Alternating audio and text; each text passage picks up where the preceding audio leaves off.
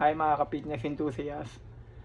Share ko ngayon sa inyo kung paano natin ipapasok yung macros sa mga calories na kailangan ng katawan natin. So, kung alam nyo na yung calorie requirements nyo, naka-deficit na kayo or naka-surplus kayo, lalagay naman natin kung paano natin mamimit yun. So, una natin kukumputin yung protein intake natin.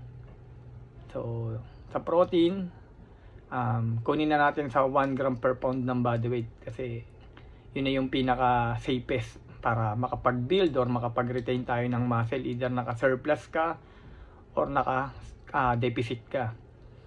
So, 1 gram of protein times mo sa 4 kasi 1 gram of protein 4 calories. So, kung ano yung lalabas doon, yun yung pinaka-calories ng protein mo or yung protein na kailangan ng katawan mo. And then susunod na kukumputin mo yung fats.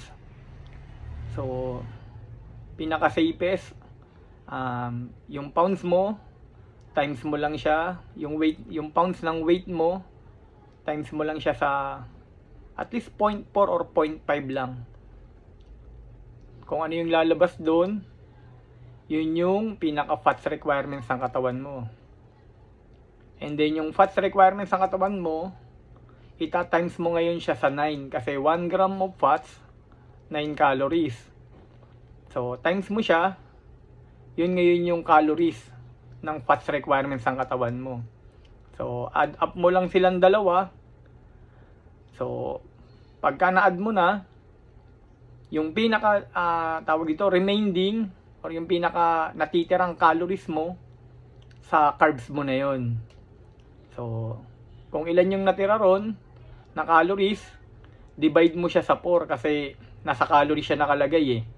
So divide mo siya sa 4 para lumabas yung kailangan na carb requirement ng katawan mo, kung ilan yung grams ng carbs na kailangan ng katawan mo. So kung lumabas doon, for example natin is 1,000 calories pa, divide mo siya sa 4. So kung ano yung lalabas doon, yun yung carb requirement ng katawan mo or yung carbs requirement ng katawan mo. So ngayon, ang gagawin mo na lang, i-add up sila para lumabas kung ano yung calories na nandun and then yung pinaka macros na ipapasok mo. So dun magtutugma na sila. Yan, kung naka-deficit ka, kahit papaano makakapag-retain ka ng muscle mass dyan. Kung naka-surplus ka naman, tapos malinis talaga na namimit mo talaga yung macros na yon sa calorie surplus mo, lamang na muscle ka pagka nag-increase ka ng weight. So yun yung pinaka tawag ito, basic na gagawin natin para matrack natin or kung paano natin ipapasok yung macros dun sa calories na kailangan natin. So yun lang muna sa ngayon. Susunod try natin magbigay ng mga tawag ito, advice or mga benefits ng mga supplements para kahit papaano may idea kayo kung ano yung kailangan nyo, kung ano ba yung mas importante. So yun lang mga ka-fitness enthusiast. Salamat.